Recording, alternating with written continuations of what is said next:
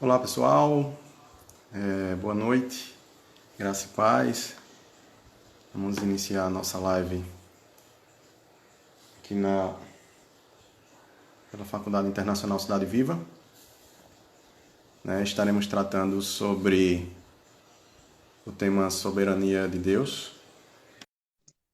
Convidando aqui, já chamando o professor Jorge Noda a estar conosco.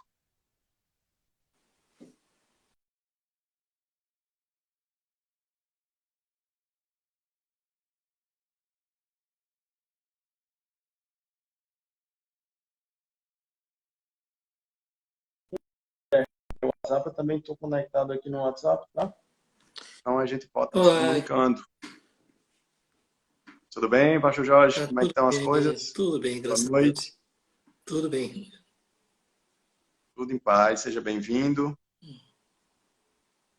Nós estamos iniciando agora essa live. Como é que está aí a sua conexão? Por aqui até agora tudo bem. Tá normal? Normal. Uhum. Ótimo, maravilha. Então, tá me ouvindo bem? Tá Tô tranquilo ouvindo aí? muito bem. E A você tá conexão? ouvindo bem? A imagem tá boa? Não, o seu está cortando um pouco, está falhando um pouco, O tá? áudio? Ah, Seu áudio está falhando um pouco e a sua imagem está paralisada. e é. Mas Hum, isso é um pequeno ajuste aí de internet no sinal. Boa noite aos nossos alunos aí, Davidson. Eu vi que Rebeca também entrou. O pessoal está chegando. Gente, enquanto vocês vão entrando aí na live, vão compartilhando, convidando outras pessoas, certo? Vai compartilhando essa live aí, chamando outras pessoas para estarem conosco. Se alguém quiser fazer algum contato, entre em contato também aqui via o Instagram, tá? Aqui no Stories. Comenta aqui, tá? Vai curtindo essa live, vai convidando outras pessoas. Eu também estou conectado aqui no WhatsApp, tá? Então, se você quiser falar via WhatsApp. Pastor Jorge, a sua internet está falhando um pouco para mim. ah, é. Você está conseguindo me ouvir? Eu tô ouvindo normal, não tem nenhum problema. Certo, Então ela continua falhando, ela tá lenta, tá travando ainda. certo. Você quer desconectar e entrar novamente para ver se resolve? Para ver se melhora? Certo, só um minutinho. Faz esse teste que eu lhe convido novamente. Tá joia.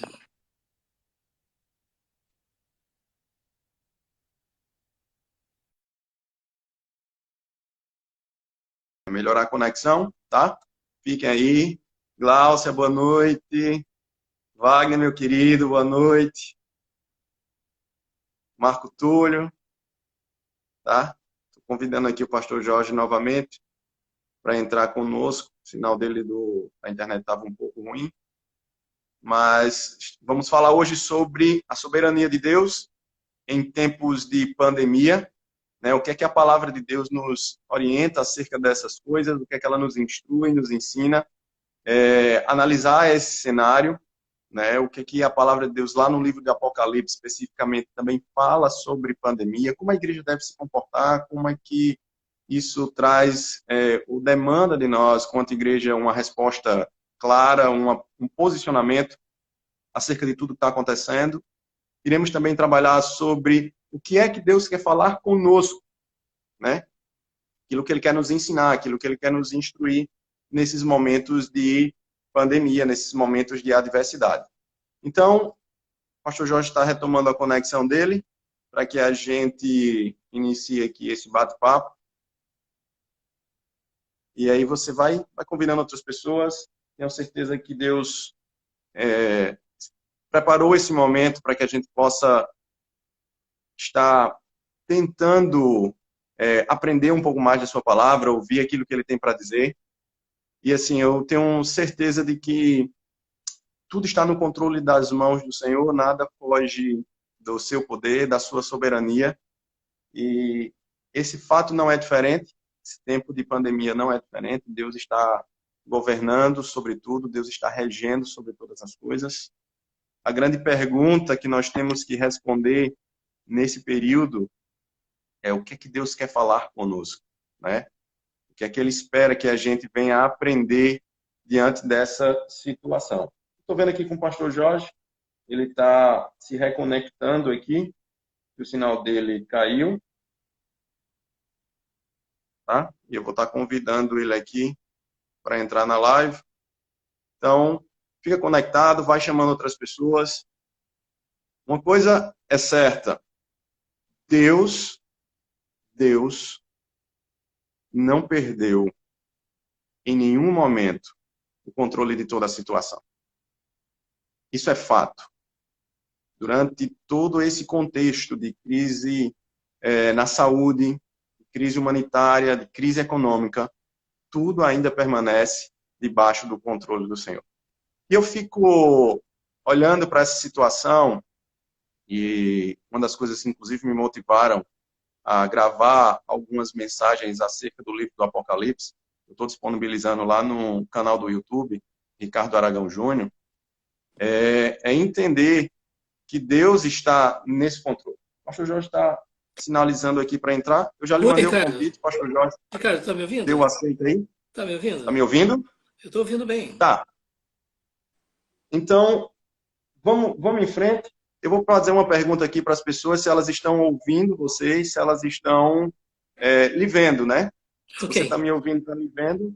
Então, pessoal que está aí conectado conosco, vocês estão conseguindo ouvir e ver o pastor Jorge aí? Tá ok a transmissão com ele? O sinal dele tá legal para vocês? Agora eu estou lhe vendo, agora eu estou lhe ouvindo. Agora é bom. Conversar com quem a gente vê é melhor. Então, maravilha. Tá ok, não é? Uhum. Nada tá ok, maravilha. Então, vamos em frente. Se você tá ok, eu fiz a pergunta, o meu também deve estar ok, tá? Uhum. Então, a primeira pergunta que a gente precisa responder, e nesse momento de pandemia, nesse momento de crise, e eu fico olhando para o contexto, a vida das pessoas, o que tem acontecido, e as reações são das mais diversas, pessoas se confinam, outras não aguentam esse tempo de confinamento, sofrem com isso, as reações são distintas. O fato é que ninguém estava preparado para isso, e como eu vi até pastor Sérgio falando, essa doença não veio com manual de como tratar ou como resolver os problemas, né? Nós estamos, à medida que estamos passando por esses problemas, nós estamos buscando alternativas e soluções. Mas a pergunta que nós precisamos responder é: qual a mensagem que Deus está passando em meio a essa pandemia? Pastor Jorge, qual a sua perspectiva? O que você entende que Deus está querendo nos ensinar em meio a essa pandemia? Olha, na verdade, né, a primeira questão é essa, né, que eu diria que nós estamos tendo uma oportunidade de refletir mais a respeito da realidade de Deus, do seu governo, da sua providência, e até mesmo essa profunda convicção de que Deus está no controle de todas as situações, inclusive uma situação como essa, né, que hoje está englobando o mundo inteiro. Então, eu estava lendo agora recentemente esse livro do Dr. John Piper sobre Cristo e coronavírus, né? Eu quero até incentivar o pessoal que está disponível no site da Amazon. Na verdade, ele propôs lá pelo menos 6 razões, 6 coisas que Deus está dizendo, né? Mas uma das coisas que para mim fica muito claro é que como disse C.S. Lewis, né, quando Deus não é ouvido no sussurro, então ele grita, não é? E gritar significa ele agir soberanamente sobre a história, né, para que as pessoas elas sejam despertadas para essa realidade muito mais profunda, muito mais ampla, de que Deus é Deus, que Ele é o Senhor da história e que nós estamos agora despertando para essa realidade, né, depois de tanto tempo voltados para uma perspectiva tão secularizada do aqui e agora. Só que hoje uma boa parte do mundo está na perspectiva de ver a sua vida ceifada em pouco tempo. Isso é uma coisa que chama atenção. Isso nos faz ver a brevidade da vida, a transitoriedade da vida, a necessidade de refletir a respeito da eternidade, a questão da nossa salvação. Então são muitas coisas que estão surgindo aí, não é? E é uma pena, não é, Ricardo, que alguns estão dizendo Deus não tem nada a ver com isso. É o diabo que está fazendo tudo isso. E eu sinto, né, porque isso é uma cosmovisão, isso é uma forma de perceber a realidade de que o diabo é como se fosse um segundo Deus, mas na verdade a Bíblia de ponta a ponta mostra que Deus é o Senhor de todas as coisas, né? É verdade, isso é muito de um pensamento dualista, né? Onde o mal rivaliza com o bem como forças opositoras, mas que ao mesmo tempo elas têm quase que um mesmo grau de poder e de influência. Então, o que você falou citando inclusive o C.S. Lewis, quando Deus quer chamar a nossa atenção e a gente não escuta, então ele grita, né? E pegando essa ideia, eu entendo que essa é uma mensagem clara, é um chamado claro. Eu acredito que esse momento é um momento em que Deus está nos chamando ao arrependimento. Eu acho que, para mim, fazendo uma leitura de todo esse cenário, de todas as coisas que estão envolvidas e de tudo que está sendo desenvolvido ao longo desse processo, o que fica muito claro nessa mensagem é que Deus está chamando o povo ao arrependimento. Sim. Quando você lê o livro do Apocalipse, a mensagem ela já começa com arrependimento. Quando ele direciona o foco para as igrejas, a mensagem é de arrependimento.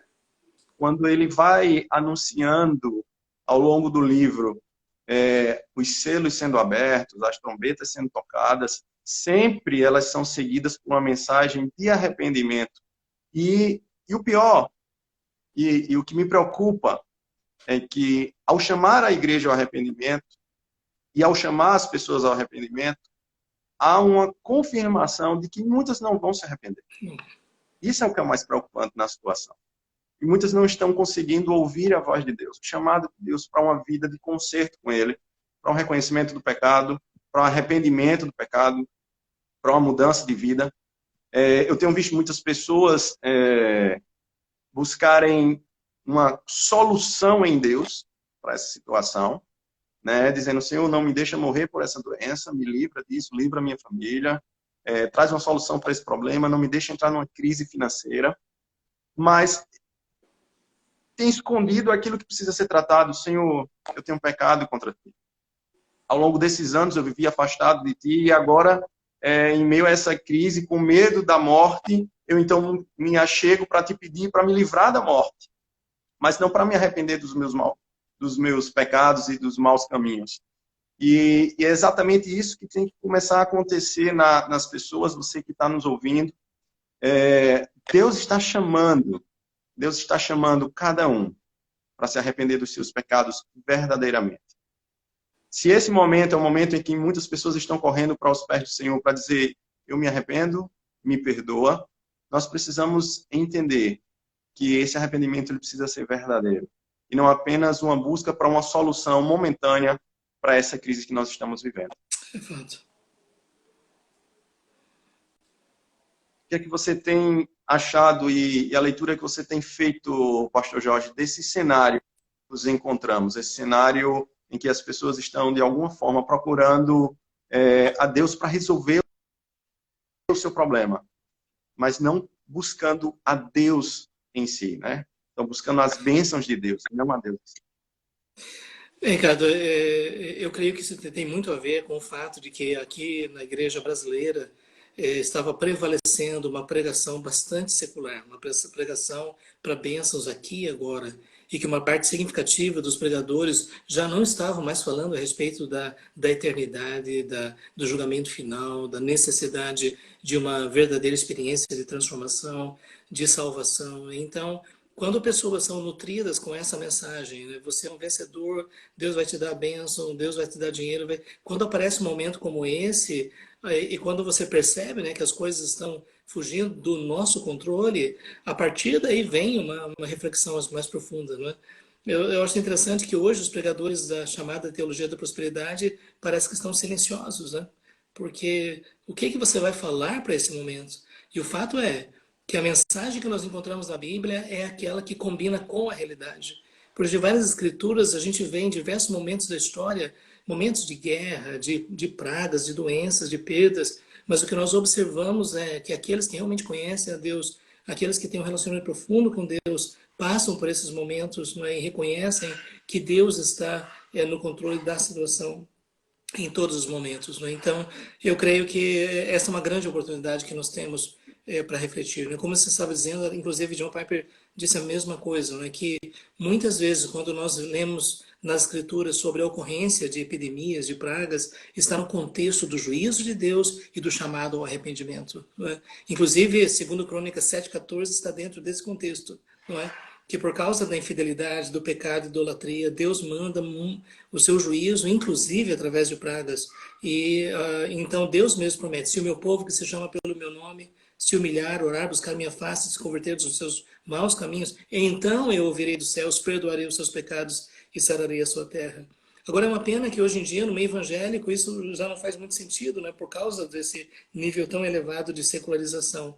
Mas eu acho que Deus está nos dando a oportunidade, né, de rever nossos conceitos, voltar para as Escrituras, não é, e reconhecer a revelação de Deus como está nas Escrituras, não é, e a partir daí agir, não é, a partir daquilo que Deus revelou, né? Então, tem muitas coisas para nós aprendermos num momento como esse. É verdade. Esse texto que você citou de 2 Crônicas, correto? Sim.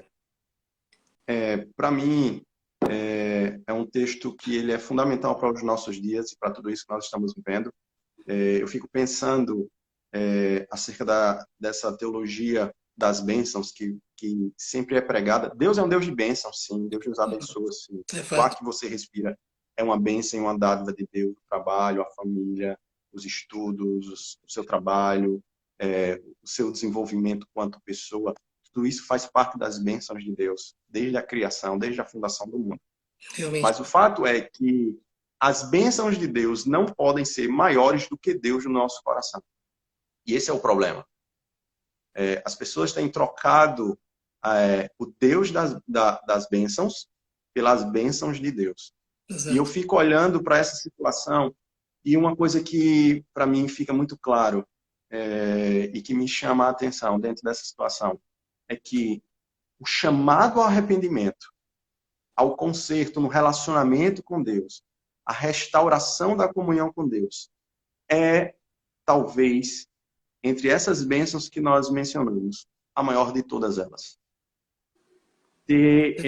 Deus nos chamando a uma restauração espiritual, a uma transformação espiritual, a viver uma comunhão com Ele mais forte, mais intensa, mais íntima, que nos leve a uma vida mais plena nele, né? Plena da sua presença, plena de comunhão com Ele, plena e intensa no convívio diário com Ele. Na verdade, a maior de todas as bênçãos que nós podemos mensurar nesse processo.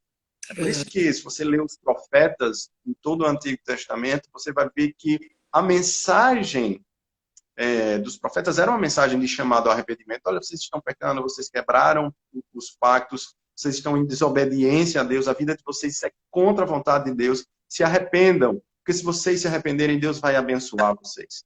Então, essa ideia, essa noção de que nós precisamos olhar não para as bênçãos, pois elas são as demais coisas, mas olhar para o abençoador e medir como é que está a nossa comunhão com Ele.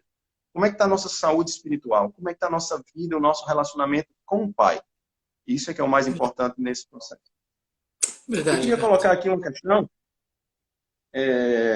com relação às Escrituras, né, olhando para as Escrituras e saber a sua opinião, o que elas falam sobre pandemia. Nesses dias eu fiquei muito curioso, né, para fazer um levantamento dos textos bíblicos sobre esse assunto. Não é? E é uma coisa assim chocante de a gente observar, né, que tanto no Velho quanto no Novo Testamento as pandemias são mencionadas como uma realidade, não é? Isso desde a antiguidade, não é? E até mesmo o sermão de Jesus, né, Jesus mencionando que esses seriam dos sinais, não é? Do princípio das dores, né, o fato dessas pragas que iriam se espalhar pelo mundo. E o que a gente observa nas Escrituras, aquilo que a gente tinha mencionado um pouco antes, não é que, de forma geral, quando a Bíblia menciona isso, ela não coloca nessa perspectiva secular de que é natureza ou coisa assim, mas coloca dentro da soberania de Deus, coloca dentro do governo de Deus, dentro da relação do homem com o seu Criador, e que muitas vezes essas coisas acontecem por causa do pecado. E eu sei que pessoas secularizadas vão ter muita dificuldade em refletir a partir dessa perspectiva, mas a Bíblia é muito clara. Quando a gente para para pensar que o nosso mundo, o mundo inteiro, tem dado as costas a Deus, né? Tem se entregue a todo tipo de perversidade, de moralidade, de corrupção, de idolatria, não é surpreendente que Deus, na sua soberania, exerça o seu juízo, não para com as nações. E eu creio que se a gente for para as Escrituras, a gente vai ver que esse é o padrão, não é? Então, eu observo, esses dias eu estava vendo um grande apologeta inglês, mas ele disse que não é interessante a gente trazer esse tema do juízo para dentro da discussão do coronavírus. E eu fiquei pensando, mas gente, possivelmente é porque ele está querendo proteger Deus dos seus acusadores, né? Que algumas pessoas podem dizer, mas Deus, esse é o nosso Deus, o Deus que pode usar pandemias, não é? Mas esse é o Deus das Escrituras, e quando a gente tenta defender Deus, a gente acaba diminuindo a glória, a grandeza, o poder de Deus. Porque ele exerce o seu governo soberano sobre todas as coisas, como diz as Escrituras, inclusive sobre as pandemias. Não é? Isso, eu creio que essa grande oportunidade de refletirmos que Deus nós temos adorado, porque o Deus vivo, o Deus das Escrituras, é o Senhor do céu e da terra, e que faz todas as coisas conforme o conselho da sua vontade. Ele realmente é soberano, desde os mínimos detalhes até as grandes coisas. Deus é Senhor, Deus é soberano. Não é? Amém, amém. Quando eu leio as Escrituras e vejo tantos relatos, tantas histórias sobre a intervenção direta de Deus contra o pecado, a gente não tem como esquecer de que essa intervenção direta de Deus reflete um aspecto central da natureza de Deus, que é o seu caráter santo, Exato. né? A justiça e o juízo de Deus, eles são frutos da sua santidade, estão vinculados à sua santidade. Deus não coabita com o pecado, Deus não suporta o pecado. Na verdade, como diria Jonathan Edwards, Deus está irado contra o pecado, né? A ira de Deus se E contra o acende pecador contra o também, pecado viu? do mundo. E Deus tem Oi? misericórdia. E contra o pecador, e Deus tem misericórdia de nós. Sim, Eu não consigo sim, fazer essa sim. separação, né, entre Deus, Deus ama odeia o pecado, mas ama o pecador, né? É um sentido muito real que Deus também se ira contra o pecador, né? Mas, sim, Eu prefiro entender esse adágio popular, né? Esse adágio gospel, na ideia de que Deus ele rejeita totalmente o pecado, mas o seu amor ele foi direcionado para a restauração do pecador e não para deixá-lo no pecado. uhum, O uhum. amor de Deus é um amor que santifica. E é uma coisa para mim que tem ficado cada vez mais forte no meu pensamento, é que não existe amor a Deus e amor de Deus sem santidade. Esse evangelho do que tudo em nome do amor é lícito, é permitido, nessa mensagem de que o amor está acima de tudo, inclusive da santidade, não é uma mensagem bíblica. O amor de Deus é um amor santo. E o amor para com Deus também é um amor santo, né? Deus entregou o seu Filho santo numa cruz com a maior expressão de amor, mas ele era santo, não tinha pecado nele.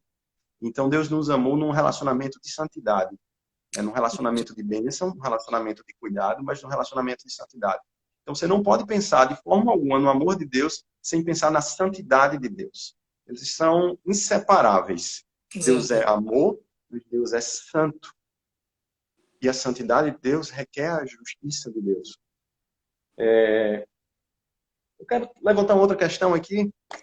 Muitas pessoas entraram em contato comigo perguntando: e aí, a gente está no final dos tempos, está se cumprindo o que está escrito no livro de Apocalipse, como é que a gente entende esses sinais? Eu quero de pronto já dizer que o meu entendimento é que esses sinais, eles vão, como as dores de partos, eles vão se intensificando, né? À medida que o tempo vai passando, eles vão ficando mais intensos, como as contrações de um parto, e o intervalo entre um acontecimento e outro vai diminuindo. Então, isso faz parte do processo da volta de Jesus. Jesus disse que é necessário que esses sinais aconteçam, né? Então, e eu costumo dizer também que a gente só vai saber se é o último momento de juízo de Deus quando esse último momento chegar. A gente nunca vai conseguir calcular esse último momento. Então, esqueça que essa resposta ela não tem, né? Essa pergunta não tem resposta direta e objetiva. Mas eu quero fazer uma pergunta para você. Como é que a gente pode entender os selos do Apocalipse nesse contexto que nós estamos vivendo hoje? Olha, primeiro, eu creio que é muito importante a gente lembrar, né, da exortação de Jesus, depois da sua ressurreição, quando ele disse aos discípulos: não vos compete saber tempos e épocas que o Pai reservou para a sua Sim, exclusiva autoridade. A nossa missão é pregar o Evangelho debaixo do poder do Espírito Santo. E eu creio que essa exortação é tão importante porque há tantas pessoas que querem detalhar as coisas, querem resolver todos os mistérios, querem fazer equivalências exatas com eventos, acontecimentos históricos. Mas eu concordo plenamente com você que, na verdade, eu creio que nós podemos ler o cumprimento das profecias dessa forma progressiva, intensiva. Isso é, quanto mais chegamos perto do fim, mais as coisas vão se tornando mais intensas, mais próximas. E o livro do Apocalipse, do meu entendimento, fala exatamente sobre isso. Eu tenho dificuldade de aceitar aquela estrutura literária de círculos concêntricos, como se os diversos eventos do Apocalipse estavam se referindo aos mesmos eventos. Apesar de respeitar irmãos, né, que tem essa forma de ler o Apocalipse, eu diria que ao invés de círculos concêntricos, na verdade nós temos como se fosse um cone, isso é, que nós temos aqui os eventos que estão acontecendo, afunilando até chegar na máxima intensidade. E, por exemplo, para mim, toda aquela estrutura, né, dos selos, das trombetas, das taças, fala exatamente sobre isso, né, que os selos falam dessa forma mais geral dos cumprimentos dos sinais, não é? E depois nós temos as trombetas que vai afunilando e finalmente nas taças nós vemos o ápice de tudo.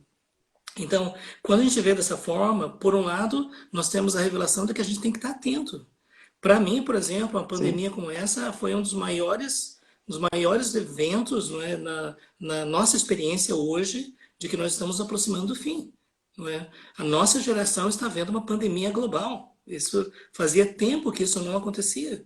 E eu creio que essa é uma forma de nós dizermos, então, eu não vou dizer que isso daqui já é o cumprimento específico, mas que isso aponta para a realidade daquilo que vai acontecer. Né? Eu concordo com essa perspectiva da gente ver como uma espécie de intensificação. Né? Agora, eu creio que existem duas coisas que devem chamar a nossa atenção. Em primeiro lugar, a proclamação do Evangelho a todas as nações. Como Jesus disse, o Evangelho será pregado a Sim. todas as nações. E, em segundo lugar, a manifestação do homem da iniquidade, o filho da perdição, a besta, o falso profeta. Não é? Essa é a minha perspectiva em relação à escatologia, não é? Que nós vamos saber que estamos próximos quando surgir, se manifestar essa pessoa, não é? Esse governo mundial. Essa é a minha leitura, né, em relação a essa parte mais escatológica.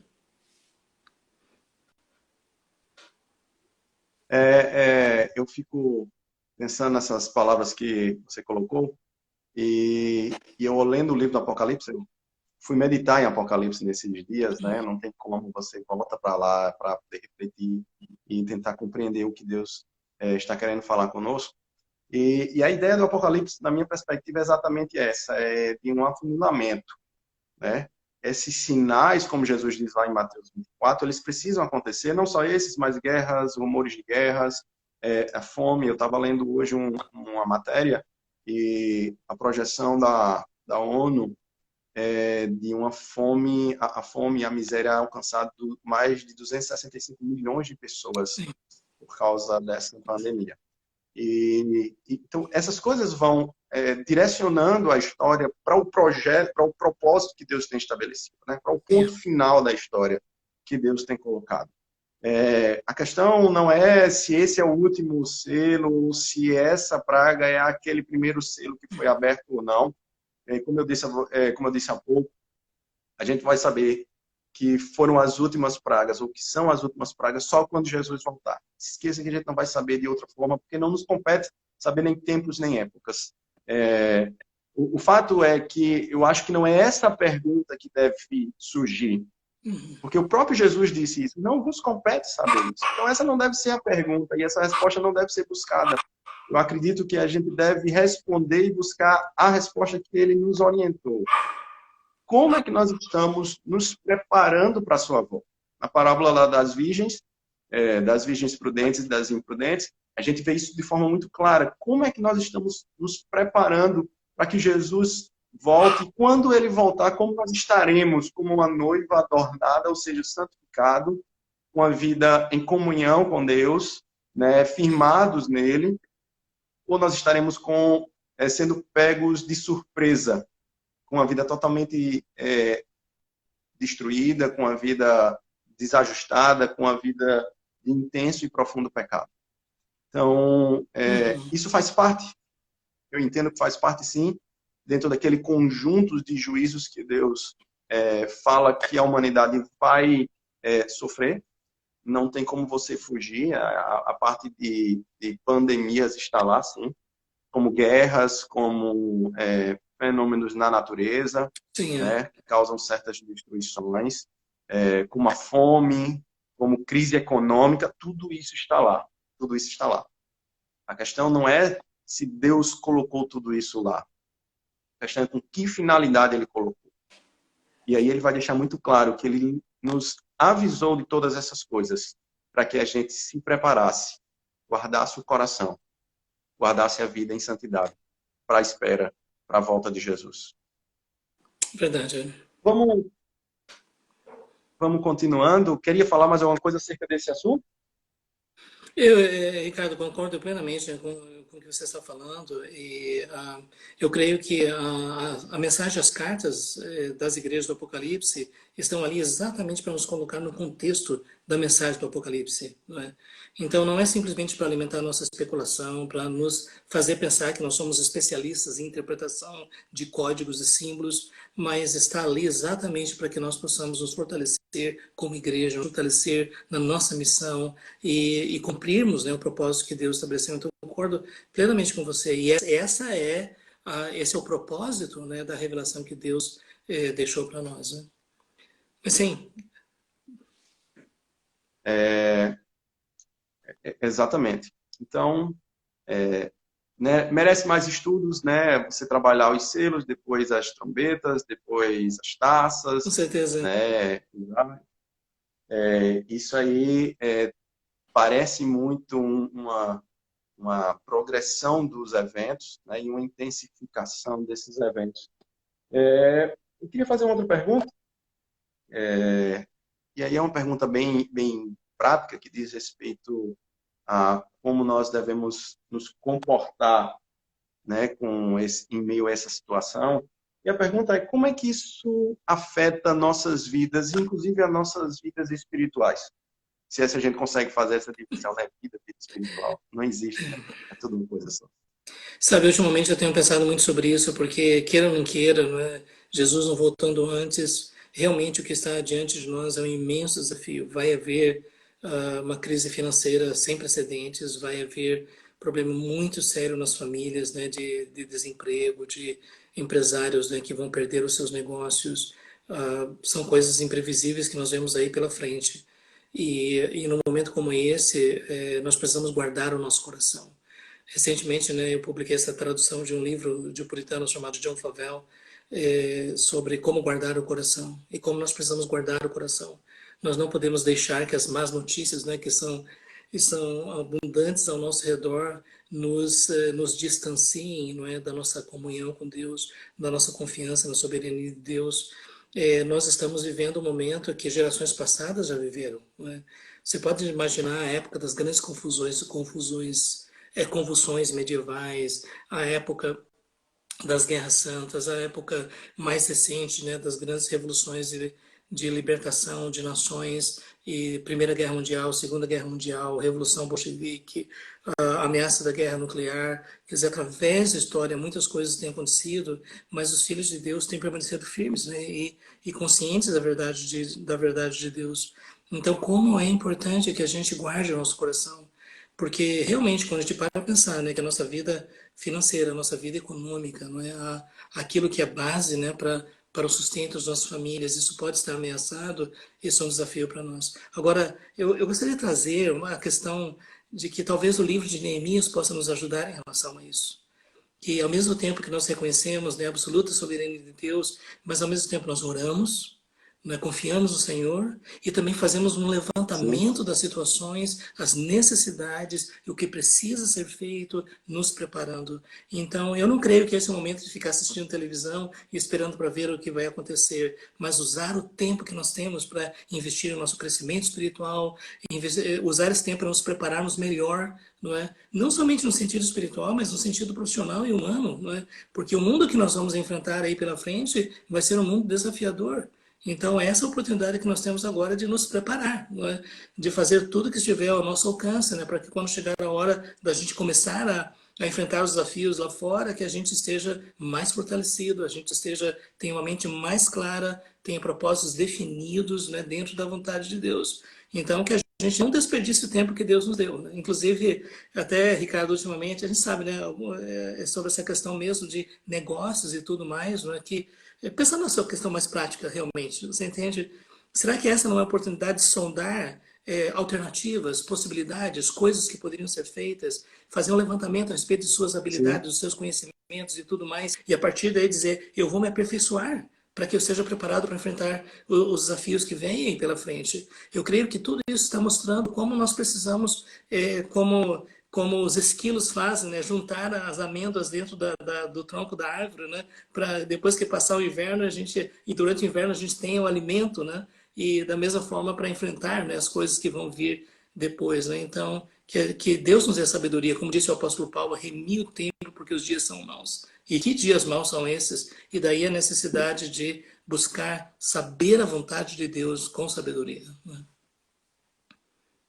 É verdade. Eu olho para a situação e vejo que ela afeta diretamente as nossas vidas com base nas nossas prioridades.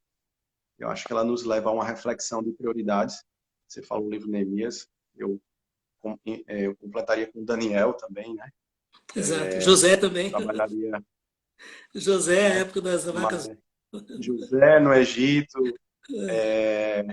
mas eu lembro do Evangelho de Marcos, e muito a temática do Evangelho de Marcos focado na fé direcionada em Jesus, né? E tá como um ponto central daquele Evangelho, é a nossa fé direcionada para Ele. E eu acho que isso afeta a nossa vida diretamente nas nossas prioridades. Nós vivemos um tempo ultra veloz de informação, de atividades, de conhecimento, de atribuições, e parece que parar era o único remédio para esse momento. Você não tinha um outro remédio para quem está super veloz, para quem está com a rotação lá em cima, do que não fazer ele parar e ele refletir. E eu acho que isso cabe na nossa vida em todas as áreas, né? Na nossa vida em todas as esferas que a envolvem, mas principalmente parar e refletir sobre as nossas prioridades na nossa comunhão com Deus, no nosso relacionamento familiar.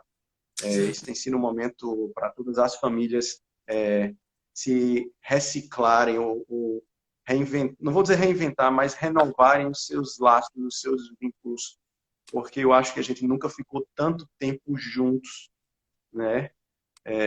Tanto tempo juntos, e isso gera, por um lado, arestas, né?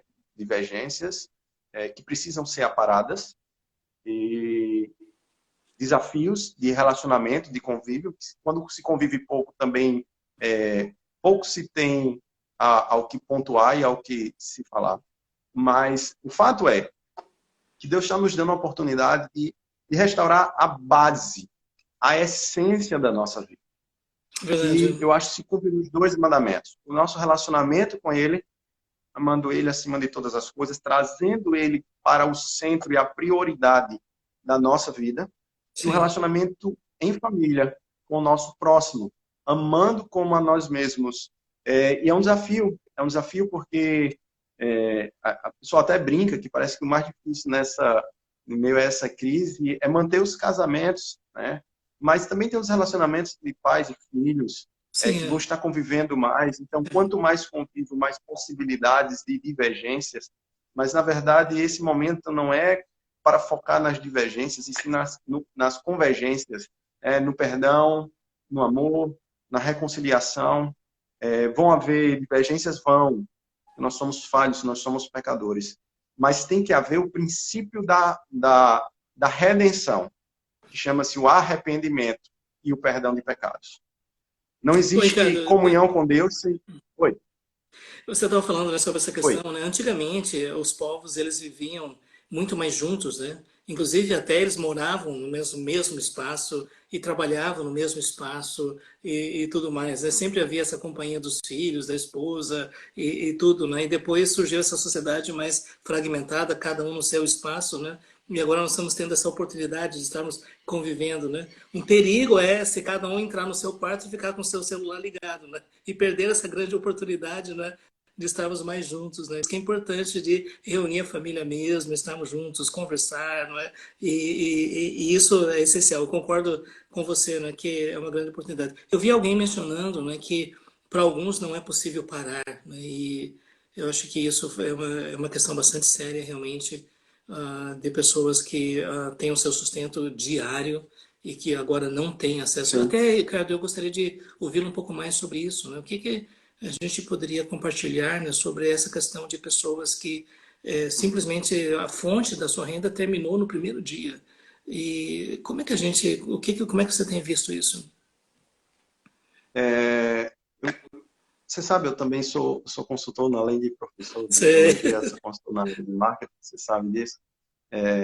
E assim, só fechando aquele pensamento, eu queria falar de dois vilões que a gente pode utilizar, tanto para o bem, mas também pode utilizar como um vilão, né, como um ídolo dentro da nossa casa. Chama-se telefone e televisão. Tá? Isso pode fazer com que a gente passe 40 dias ou mais confinados juntos, mas sem contato nenhum. E aqui eu já, desde já, eu já me coloco numa situação de refletir, né? O tempo que eu dedico a estar conectado nessas mídias e ao tempo que eu estou dedicando a estar conectado com a minha esposa e com meus filhos. Então, é importante você rever isso e ter cuidado. Até me Eu permita sempre... mencionar essa questão, Ricardo, também do contato, mesmo através da tecnologia, com os nossos irmãos. Por exemplo, os irmãos da igreja, né? De aproveitar um tempo, fazer uma ligação aqui, outra ali, sabe? Conversar por vídeo, né? Com os nossos irmãos, perguntar como eles estão, orar com eles, né? Especialmente nesse momento, né? De Sim, bastante distanciamento, como é importante, né? A gente buscar também, não é? As pessoas. Aí falando sobre mais o ministério pastoral, não é? É possível ainda apacentar, né, a distância, não é? E também estar em sim, contato com as pessoas e ouvi-las, não é? E deixar que elas compartilhem suas apreensões, suas dificuldades, não é? E orar junto com elas, não é? Mas isso é muito sério, realmente. Sim, mas é verdade. Eu fico... E agora, respondendo aquela outra pergunta que você me fez, eu fico olhando para a situação, me preocupa muito. Eu tenho visto muitas empresas com processos de demissões, empresas fechando, clientes extremamente sufocados no limite, pessoas que são autônomas sem produzir, sem trabalhar. Imagina, quem trabalha com vendas nessa época, está vendendo o quê? Né? Quem atende, trabalha com consumidor, quem trabalha no comércio, quem trabalha com serviço, a maioria dos segmentos de serviço, eles estão praticamente paralisados. E eu acho que quando você olha para essa situação, muita gente tem falado, tem que se reinventar, né? Tem que se reinventar, tem que pensar diferente, tem que inventar uma coisa nova, tem que inovar, certo? Tudo isso está correto dentro do processo. Você tem que sim, buscar uma outra alternativa, uma outra solução. Mas não tem como você buscar outra solução, não tem como você se reinventar sem um negócio chamado autocontrole e direcionamento. sim, E você só vai conseguir um autocontrole em momentos de terror, porque se você liga a televisão, se você entra na internet, se você está no grupo WhatsApp, a mensagem muitas vezes é uma mensagem que causa terror, né? sim, E se você não mudar o foco da sua segurança e colocar ele especificamente, por isso que eu citei o Evangelho de Marcos, em Jesus, no Senhor, você não vai ter uma gestão das emoções, você não vai conseguir se controlar em meio a essa situação para conseguir pensar em soluções. Então, eu lembro de um episódio quando Jesus Jesus, por 2 vezes, ele fez 2 milagres no Mar da Galileia. A primeira, ele estava no barco, né, e estava dormindo. E os discípulos entraram em meio à tempestade e ficaram apavorados. Eram pescadores experientes, mas ficaram desesperados com aquela situação. E acordaram Jesus e disseram: Mestre, não importa que pereçamos. E aí Jesus levanta-se e acalma o mar. Talvez essa seja a solução que todo mundo esteja buscando, né? De repente, Deus venha e traga uma solução para essa pandemia. Encontramos a vacina, descobrimos a cura, né? E acalma a tempestade. Mas eu acho que esse momento, ele reflete mais o segundo episódio, em que Jesus vem andando sobre as águas, os discípulos também estão no mar, agora sem Jesus no barco, mas mesmo assim Jesus não estava sem o controle da situação da vida deles. Sim. O barco se batia, eles estavam desesperados. Jesus faz uma prova de fé com Pedro, manda Pedro vir andar sobre as águas. Mas a primeira coisa que Jesus ensina para eles é: não temam, não temam, eu sou. Então, quando Jesus diz para eles não temerem, para eles confiarem, eles dizem para eles confiarem em eu sou. Estava até olhando esse texto ontem no grego, revisando esse texto. Não é sou eu, como se Jesus estivesse se identificando. Jesus estava dizendo que ele é Deus.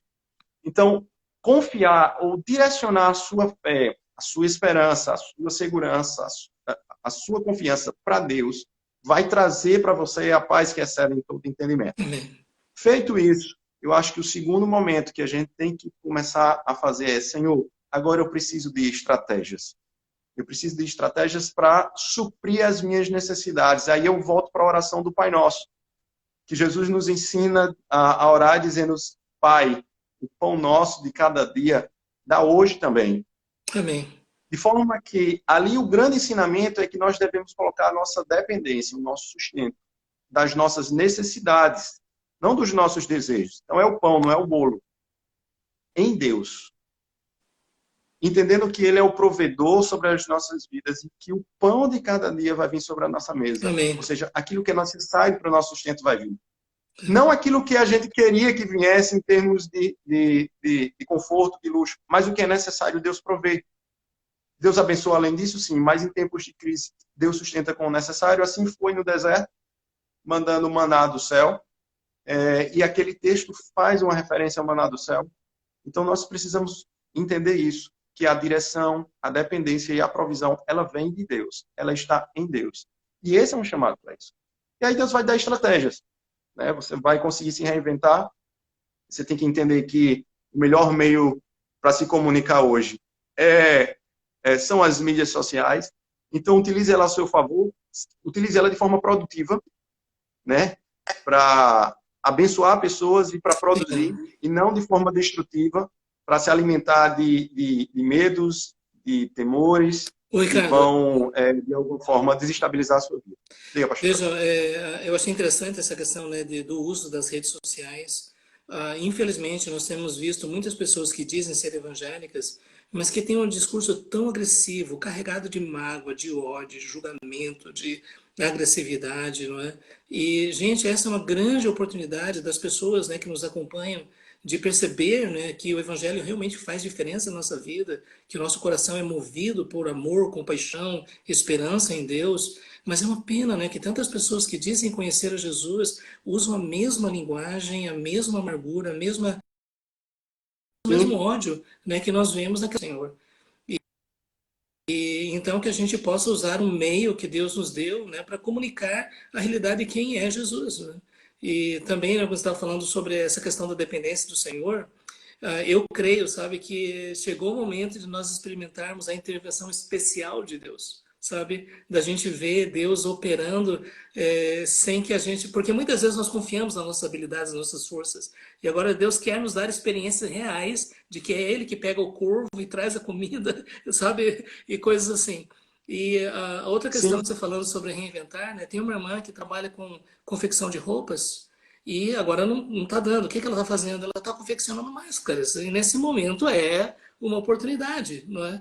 Então, tem essa dimensão bastante especial, espiritual, de contar com a intervenção de Deus de uma forma assim nunca prevista e ao mesmo tempo de receber de Deus Sobrenatural. sabedoria, e ao mesmo tempo receber de Deus sabedoria para tomar decisões que a gente nunca imaginou, não é? Que podem ser os meios que Deus vai usar, né, para fazer a provisão para as nossas necessidades também. Eu fico olhando para a situação, e aqui eu acho que a gente vai entrar com a última pergunta do nosso bloco, em meio a esse isolamento, né, em meio a essa situação de confinamento. Eu acho que a gente tem que aprender, e eu vou deixar isso como pergunta para você. Como é que a gente deve viver em períodos de desertos, né? Como é que deve ser a nossa prática em tempos de deserto, em momentos de cativeiro, em situações onde não tem rio, não tem vegetação, não tem recursos. Você olha para os quatro cantos e não encontra nada que possa te dar segurança de provisão, nada que possa te dar segurança emocional, segurança espiritual. A única coisa que você tem, na verdade, é tudo que você precisa. É olhar para os céus e esperar nele. Então, fica essa pergunta, Pastor Jorge. Como é que a gente pode viver em tempos de deserto, em meio a esse isolamento, em confinamento, tempos Olha, de cativeiro? tem uma coisa só antes de mencionar a ideia do deserto que eu acho muito interessante, lembrar que o maior legado que o apóstolo Paulo deixou para nós, e nós estamos sendo abençoados até hoje, são as suas cartas. E muitas delas foram escritas quando ele estava preso e havia a perspectiva dele ser martirizado. Ele seria o primeiro para poder dizer: Deus, por que o Senhor permite isso? Eu estou preso, eu preciso realizar a tua obra. O que ele fez? Ele disse: eu quero pergaminho, eu quero tinta e eu vou escrever. E hoje nós estamos recebendo a mensagem, né, que ele deixou para nós. Né? Quer dizer, ver mesmo situações assim. E pensando sobre o deserto, eu creio que a tentação de Jesus no deserto é importante para nós. Primeiro, nós dependemos de Deus para a provisão do nosso pão. E nós temos que tomar muito cuidado com as tentações do diabo, porque pode ser que o diabo chegue para nós fazendo propostas indecentes para nos afastar de Deus, porque Sim. em momentos de desespero, momentos de inquietação, às vezes podem surgir essas oportunidades, entre aspas, que vão nos afastar de Deus. E nós precisamos de muita confiança para continuar dependendo do Senhor e não permitir, não é, que num momento como esse a gente ceda. Muitas pessoas acabam cedendo nos seus valores éticos, no seu comportamento.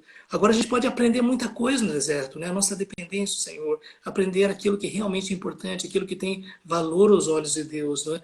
Aprender, né, que a vida verdadeira, ela depende de muito menos coisas do que a gente imaginava e que na simplicidade nós podemos experimentar a presença de Deus, a graça de Deus, a direção de Deus. E depois que a gente sai do deserto, a gente sai mais fortalecido, sai com Sim. conhecimento de Deus mais profundo e melhor preparados para servir o Senhor. Jesus foi para o deserto, foi tentado, mas depois ele desceu para a cidade e iniciou o seu ministério. Então, acho que é uma grande oportunidade de aprendermos no deserto. Eu fico, é verdade, eu fico lembrando do que você falou, não cair nas tentações do diabo, e eu lembro da passagem lá do Êxodo, quando as pessoas, ao invés de aprenderem a viver no deserto, foram buscar uma solução e construíram ídolos, né? Construíram um bezerro de ouro lá para adorar, como sendo uma alternativa a Deus. Deixa eu dizer uma coisa para você que está me ouvindo, você que está nos acompanhando. Não existe alternativa. Não existe outros caminhos. Não existem outras soluções. Deus é a solução, a única para os dias de deserto, Amém. para os momentos escuros, para os momentos de cativeiro. Só Deus é a solução.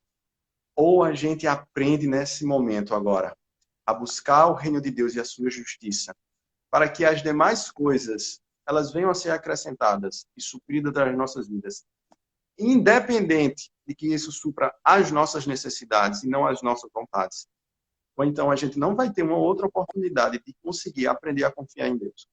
Porque esses momentos de caos, esses momentos de dificuldades, esses momentos de desafios, eles servem exatamente para isso. Colocar a nossa vida nos pés do Senhor. E isso é fundamental.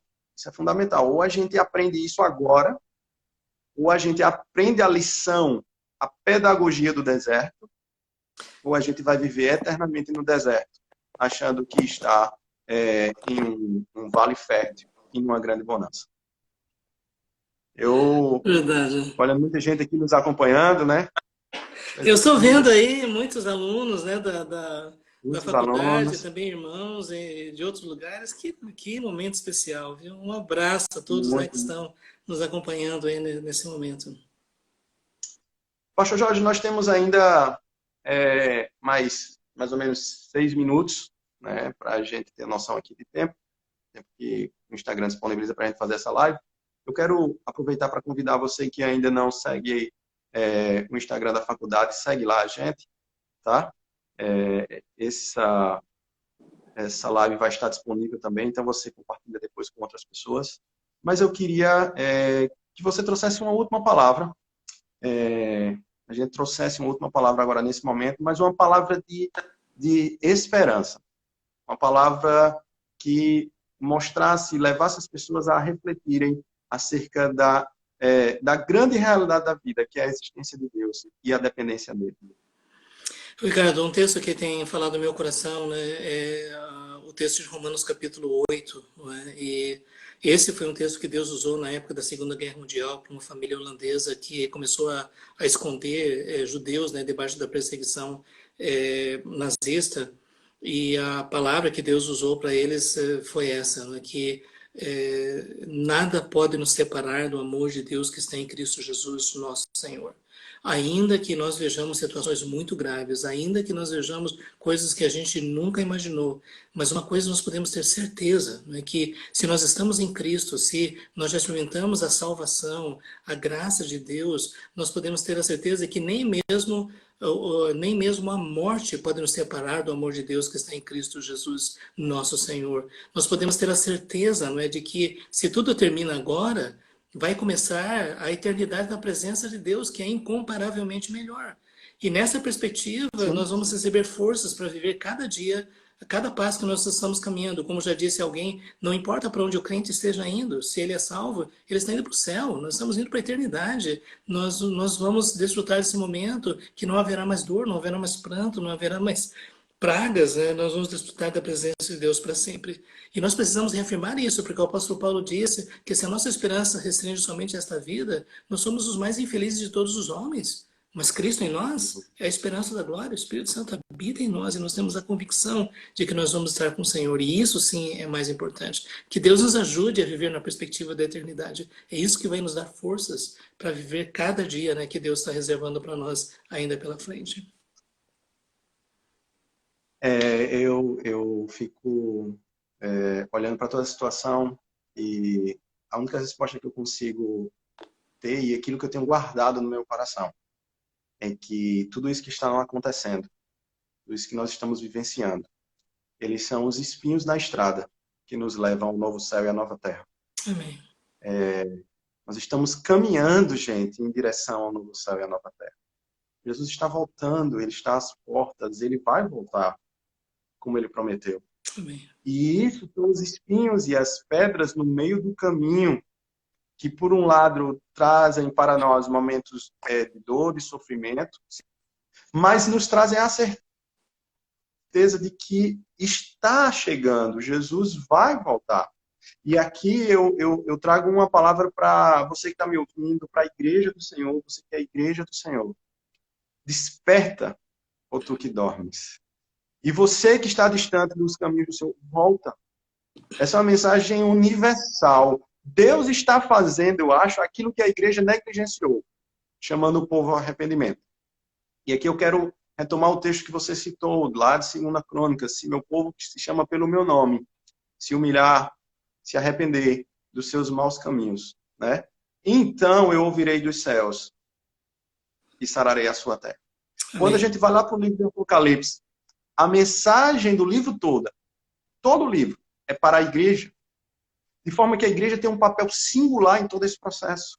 Exato. É um papel singular dado por Deus, qual seja, de proclamar a restauração. a redenção, a salvação e a transformação que só Deus pode promover.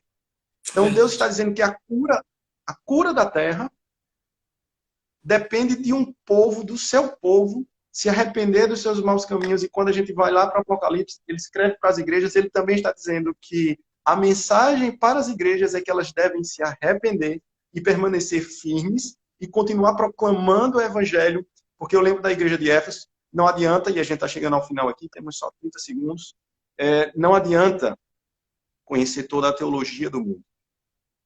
Não adianta saber toda a ciência do mundo. Se o seu coração não está ardendo de amor, de temor do Senhor. Então, Amém. que o Senhor nos abençoe. Pastor Jorge, eu quero agradecer. Tá? A gente está chegando nos Agradeço. minutos finais. Que o Senhor nos abençoe.